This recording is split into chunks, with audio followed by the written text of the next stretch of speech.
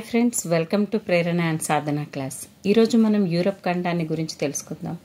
అంతకంటే ముందు United Kingdom గురించి. అది అన్నిటిలాగే ఒక చిన్న దేశం, యూరప్ ఖండంలో ఒక చిన్న దేశం. కానీ రవి అస్తమించని సామ్రాజ్యంగా అది ఎంతో గొప్ప పేరును తెచ్చుకుంది. ఎన్నో రకాల దేశాలపైన తన అజమాయిషీని చూపించింది. తిరుగులేని రాజ్యంగా తన ప్రయాణం కొనసాగించింది. అంటే ఎంతోమంది ఎన్నో దేశాలు కూడా పోటీ ప్రపంచంలో ఉన్నప్పటికీ యునైటెడ్ కింగ్డమ్ అనేది ఒక కింగ్ లాగా బ్రతకడం జరిగింది. అదేవిధంగా ఇప్పుడు కూడా మన డిఎస్సికి ఇతర పోటీ పరీక్షలకు ఎంతోమంది పోటీ పడుతూ ఉంటారు. అయినప్పటికీ మన నమ్మకాన్ని మనం కోల్పోకుండా ముందుకు సాగాలి అని ఆశిస్తూ ఈ లెసన్ని ప్రారంభించబోతున్నాను. ఓకే ఫ్రెండ్స్, యూరప్ ఖండం గురించి లెట్స్ స్టార్ట్. పారిశ్రామిక విప్లవం ముందుగా యూరప్లో సంభవించింది. ఫ్యాక్టరీల ఆధారంగా ఉత్పత్తులను పెంచుకొని పశ్చిమ యూరప్ దేశాలు ప్రపంచంలోని అనేక దేశాలపైన, అనేక ఖండాలపైన తమ ప్రాబల్యాన్ని చూపించాయి. అయితే ఆఫ్రికాలో విశేష సహజ సంపదను, పరికరాలను ఐరోపా వారు ఎలా ఉపయోగించుకున్నారు మరి తెలుసుకుందాం. యూరప్ ఖండం యొక్క ఉనికి ఏంటి, ఏ విధంగా ఉంది మరి? యూరప్ ఉనికిని భారతదేశం నుండి యూరప్కు గల దూరాన్ని తెలుసుకోవడానికి మనం గ్లోబు పైన కానీ అట్లాస్ పైన కానీ చూడొచ్చు ఫ్రెండ్స్. యూరప్కు ఉత్తరాన ఆర్కిటిక్, ఈ సముద్రం సంవత్సరం అంతా గడ్డ కట్టుకొని ఉంటుంది.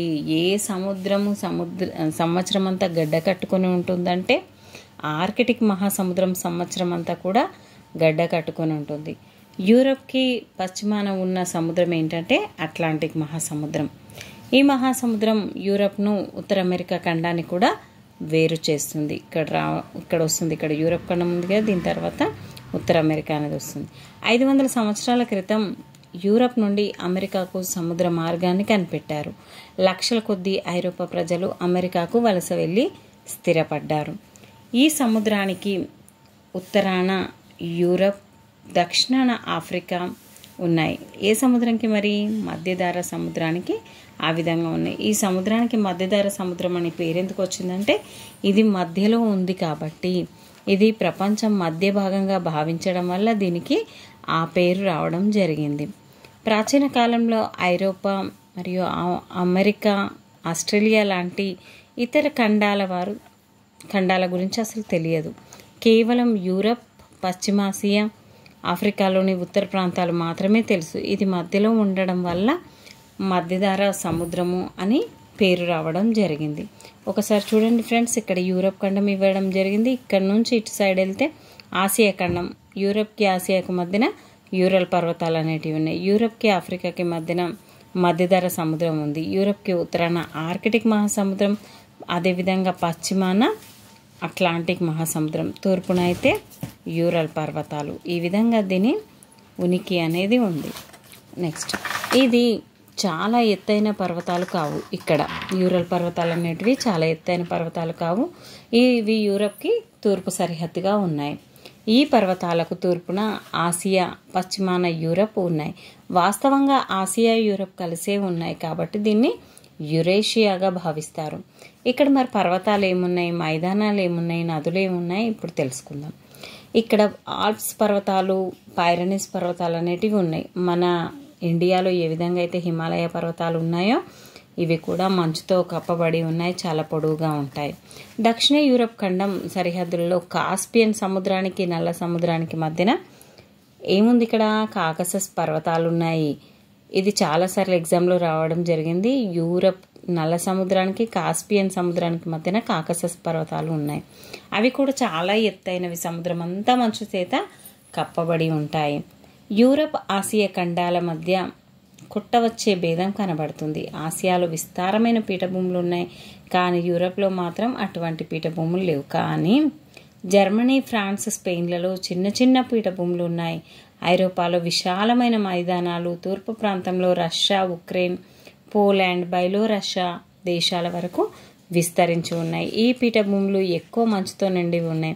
అంటే ఇక్కడ ఐరోపా గురించి అప్పటి నుంచి తెలుసుకున్నంతసేపట్లో మంచుతో కప్పబడి ఉంది. అంటే అందుకనే అక్కడ ఉన్న వాళ్ళంతా కూడా చాలా వైట్గా ఉండడం జరుగుతుంది. ఇక్కడ చాలా చల్లగా ఉంటుంది. వేసవిలో మంచు కరిగి చిన్న కాలువలుగా నీరు ప్రవహిస్తుంది కాబట్టి ఇక్కడ నైఫర్, ఓల్గా అనేటివి చాలా పొడవైన నదులు కూడా ప్రవహిస్తూ ఉంటాయి. ఒక్కసారి చూడండి ఫ్రెండ్స్, ఇక్కడ చాలా ఇంపార్టెంట్ అయినటువంటి దేశాలు ఉన్నాయి. వీటి రాజధానులు కూడా మీరు తెలుసుకోండి. France Paris, Germany Berlin, Poland Warsaw, Hungary Budapest, Romania Bucharest, Ukraine Kyiv. ఈ విధంగా ఇప్పుడు ఉక్రెయిన్కి రష్యాకి మధ్యన యుద్ధం బాగా జరిగింది కాబట్టి వీటి గురించి ఇక్కడ రష్యా అధ్యక్షుడు వ్లాదిమిర్ పుతిన్, మరి ఉక్రెయిన్ అధ్యక్షుడు ఎవరు, ప్రధానమంత్రి ఎవరున్నారు అని చెప్పండి. ఇందాక తెలుసుకున్నాం నల్ల సముద్రానికి కాస్పియన్ సముద్రానికి మధ్యన కాకసస్ పర్వతాలు అనేటివి ఇక్కడ ఉన్నాయి. ఇక్కడ చూడండి నల్ల సముద్రం, కాస్పియన్ సముద్రం వీటి మధ్యన. నెక్స్ట్ దీంట్లో చాలా ఇంపార్టెంట్ అటువంటి ఏమున్నాయి, స్కాండినేవియన్ పర్వతాలు, అదేవిధంగా ఇక్కడ కాకసస్ పర్వతాలు. ఏ రెండు నదుల మధ్యన, నల్ల సముద్రం కాస్పియన్ సముద్రానికి. అదేవిధంగా అజియా సముద్రము, ఇక్కడ పో నది, రైన్ నది, సెయిన్ నది, లోయర్ నది, ఇక్కడ మధ్యధరా సముద్రము, స్కాండినేవియన్ ద్వీపాలు, అదేవిధంగా అట్లాంటిక్ మహాసముద్రము, ఆర్కిటిక్ మహాసముద్రము, ఇంకా మధ్యధరా సముద్రం అనేది కింది వైపున ఉంది. ఈ విధంగా ఓడెన్ నది, దాన్యూబ్ నది, పశ్చిమ చైనా నది, నైఫర్ నది, ఈ విధంగా ముఖ్యమైన నదులు అనేటివి యూరప్ ఖండంలో ప్రవహిస్తూ ఉన్నాయి. అదేవిధంగా ఐరోపాలో గల నదులు కేవలం వ్యవసాయ నీటిపారుదలకే కాకుండా జల రవాణాకి కూడా చాలా ఉపయోగకరంగా ఉన్నాయి. ఓడలు, బ్యారేజ్లు ఒక ప్రాంతం నుండి మరొక ప్రాంతానికి సరుకులను, మనుషులను తీసుకొని వెళ్తూ ఉంటాయి. ఇక్కడ ఎక్కువ మటుకు వ్యాపారం అనేది జరుగుతూ ఉంటుంది. అదేవిధంగా వ్యాపారానికి చాలా అంతర్జాతీయ వ్యాపారానికి చాలా అనువుగా ఉన్నాయి. రైన్ నది ద్వారా అనేక పట్టణాల్లో ఖండాంతర వ్యాపారం అనేది జరుగుతుంది. అలాగే ఓల్గా నది కాస్పియన్ సముద్రంలో కలుస్తుంది. అది ఒక పెద్ద సరస్సు లాంటిది. ఈ నది ద్వారా వ్యాపారం చేయడం చాలా కష్టం. అందుకే ఓల్గా నది ద్వారా జల రవాణాతో ఖండాల మధ్య వ్యాపారం చేయలేకపోతున్నారు. ద్వీపకల్పం, మరి ద్వీపాలు, అఖాతాలు ఏమేమి ఉన్నాయి ఇక్కడ, పెనిన్సులర్ ఐలాండ్స్, బేస్ ఏమున్నాయో తెలుసుకుందాం. పటంలో యూరప్ సముద్ర తీరాన్ని చూసినట్లయితే తీరం అంతా ఒకే తీరుగా ఉండదని తెలుస్తుంది. ఎందుకంటే ఒకే రకంగా లేదు ఇది తీరం మొత్తం కూడా. చాలా ప్రాంతాల్లో సముద్ర తీర ప్రాంతంలో భూభాగంలో లోతుగా బాల్టిక్ సముద్రంలోనికి చొచ్చుకొని వచ్చినట్లు ఉంటుంది. భూభాగం ఇటలీ సముద్ర తీరంలో చాలా వరకు విస్తరించి ఉంటుంది. ఇటలీ 3 వైపుల సముద్ర ఆవరించి ఉంది. భూభాగం 3 వైపులా ఉండి 4వ వైపు ప్రధాన భూభాగంతో కలిసి ఉంటుంది. అందుకే దీన్ని 3 వైపులా నీరు ఉండి ఒకవైపు ఉండడం వల్ల దీన్ని ద్వీపకల్పం అంటారు. నార్వే, స్వీడన్ కూడా ఇలాంటివే, అంటే ద్వీపకల్ప దేశాలు అని అర్థం. ఈ ద్వీపకల్పాన్ని స్కాండినేవియన్ ద్వీపకల్పం అని అంటారు. యూరప్ ఖండంలో కొన్ని దేశాలు 3 వైపుల నీరు గల దేశాలు కాకుండా 4 వైపుల నీరున్న దేశాలు కూడా ఉన్నాయి. దానికి ఉదాహరణగా గ్రేట్ బ్రిటన్ ఒకటి. ప్రాచీన కాలం నుండి సముద్రాలు, ద్వీపాలు ప్రజల జీవనాన్ని చాలా ప్రభావితం చేస్తున్నాయి. మధ్య దక్షిణ యూరప్లో ఎక్కువ భాగం పర్వత ప్రాంతాల అవటం వల్ల రవాణా చాలా కష్టసాధ్యమే కాకుండా ఖర్చుతో కూడా కూడుకున్నది అన్నట్టుగా ఉంటుంది. పెద్ద సంఖ్యలో ఉన్న లోతైన అఖాతాలు, భూభాగంలోనికి చొచ్చుకొని వచ్చిన సముద్రాలు, గల్ఫ్స్ అంటారు వీటిని, సముద్ర రవాణాకు అవకాశం కలిగిస్తున్నాయి. ఇవి 3 వైపుల నీరు ఆవరించి ఉన్నాయి. అఖాతాలు ముఖద్వారం వద్ద సాధారణంగా వెడల్పుగా బంగాళాఖాతంలాగా ఇవి ఉంటాయి. గల్ఫ్ ముఖద్వారం చాలా ఇరుకుగా ఉంటుంది. ఈ విధంగా బాల్టిక్ సముద్రాన్ని మనం పటంలో చూడొచ్చు. నౌకాశ్రయాలను నిర్మించడానికి లోతైన సముద్రపు అంతర్భూభాగాలను ప్రాధాన్యత ఇవ్వడం అనేది జరిగింది. ఓడ అడుగు భాగం భూమిని తాకదన్నట్టు. ఇక్కడ శీతోష్ణ స్థితి, యూరప్ శీతోష్ణ స్థితి మన దేశానికంటే చాలా చల్లగా ఉంటుంది. అనేక దేశాల్లో చలికాలంలో మంచు కురుస్తుంది. అక్కడ వేసవి ప్రాంతంలో మన దగ్గర ఉన్నట్లుగా అంత వేడి కూడా ఉండదు. అట్లాంటిక్ మహాసముద్రం, మరి భూమధ్య రేఖ నుండి దూర ప్రాంతాల్లో శీతోష్ణ స్థితి ఇతర కారకాలు యూరప్ను ప్రభావితం చేస్తున్నాయి. అట్లాంటిక్ మహాసముద్రం పవనాలు ఐరోపా శీతోష్ణ స్థితిపైన ఎక్కువ ప్రభావం అనేది చూస్తుంది. లోపల వైపు గల భూభాగాల కంటే అట్లాంటిక్ మహాసముద్రం తీర్పు వెంబడి గల ప్రాంతాలు ఎక్కువగా ప్రభావాన్ని చూపిస్తూ ఉంటాయి. శీతాకాలంలో పశ్చిమ యూరప్లో పూర్తిగా చల్లగాను, తూర్పు యూరప్లో మరింత చల్లగాను ఉంటుంది. అందువల్ల పోలాండ్లోను, రష్యాలోను తీవ్రమైన చల్లదనం అనేది ఉంటుంది. ఫ్రాన్స్లోను, గ్రేట్ బ్రిటన్లోను వెచ్చదనం అనేది ఉంటుంది. వాటికంటే రష్యాలో శీతాకాలంలో చాలా చల్లగా ఉండి నదులు, సముద్రాలు గడ్డ కడతాయి.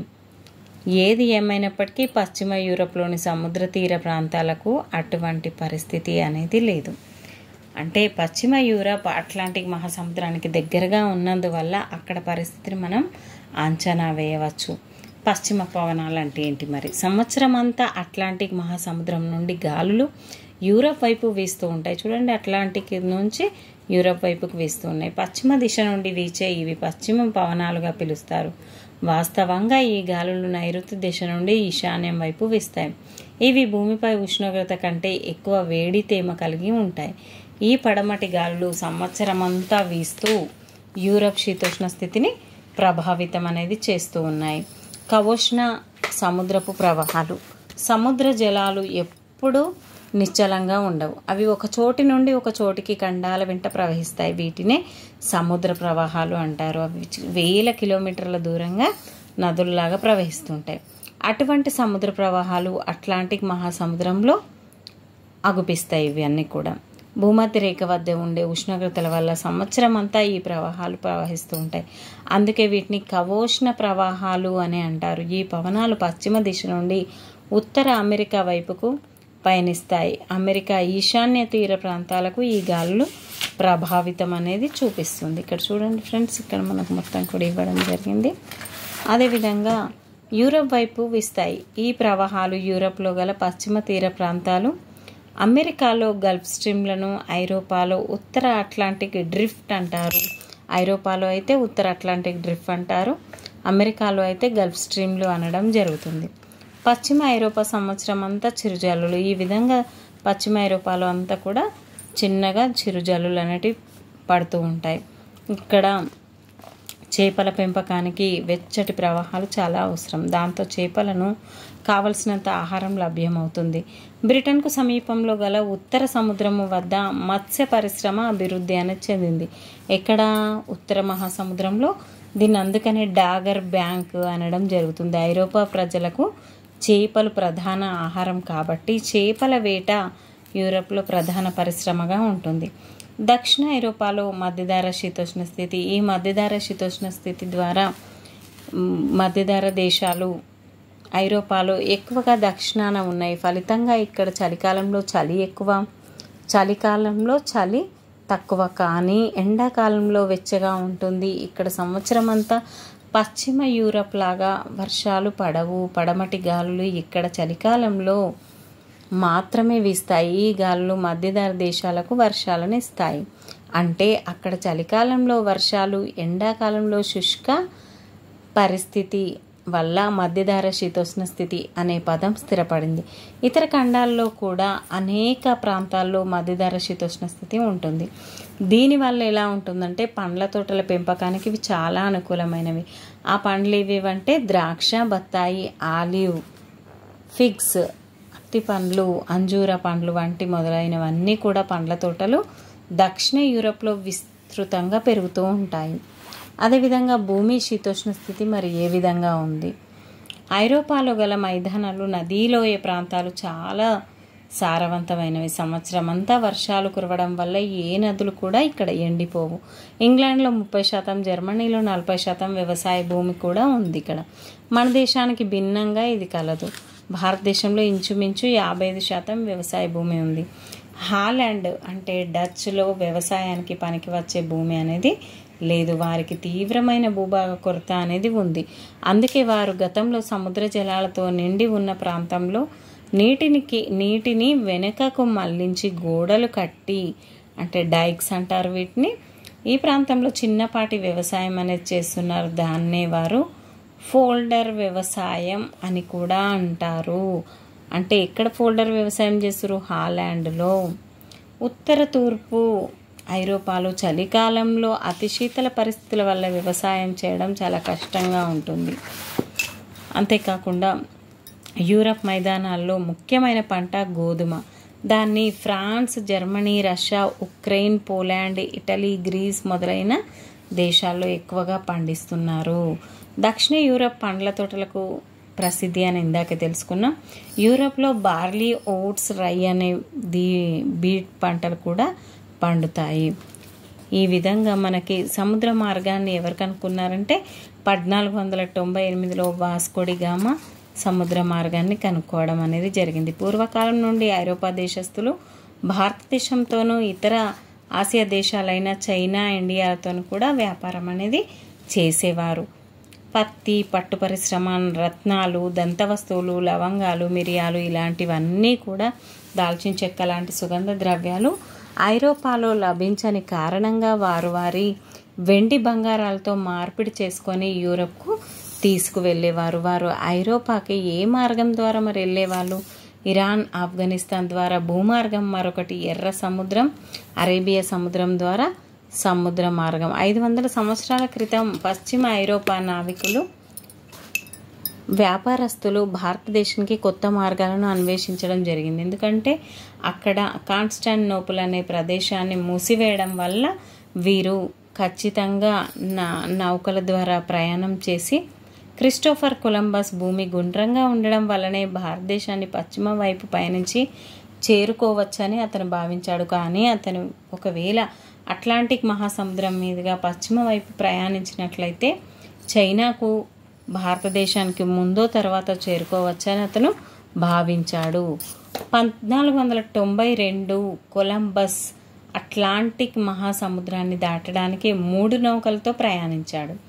3 నెలలు ప్రయాణించిన తర్వాత అతడు భూభాగానికి చేరుకున్నాడు. ఇక్కడ భారతదేశానికి అతడు చాలా దూరంలో ఉన్నాడు. అతడు చేరినది వెస్టిండీస్, అది అమెరికాకు దగ్గర గల అనేక ద్వీపాల సముదాయం అని కొలంబస్ కంటే ముందు ఐరోపా వారికి అమెరికా గురించి తెలియదు. పొరపాటుగా అమెరికాను చేరుకున్నట్లు గుర్తించారు. కొలంబస్ చేరుకున్నది భారతదేశం కాదని, అతడు ఒక తెలియని కొత్త ఖండాన్ని చేరుకున్నాడని ఐరోపా వారు వాస్తవాన్ని తెలుసుకున్నారు.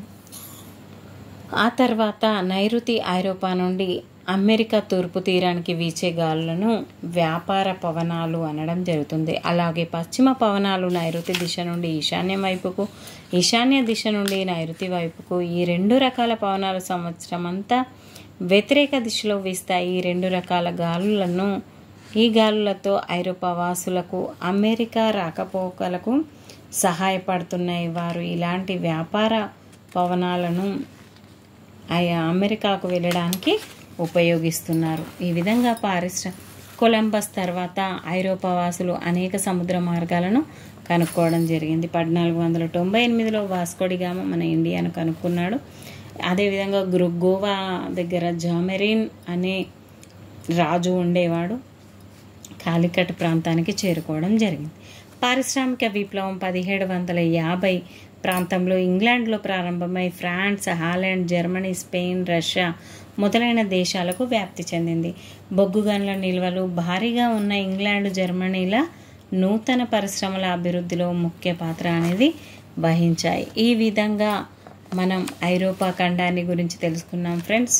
మిగతా లెసన్స్ గురించి, ఆఫ్రికా గురించి లేదా ఇతర లెసన్స్ గురించి నేను మరొక క్లాస్లో మళ్ళీ కలుస్తాను.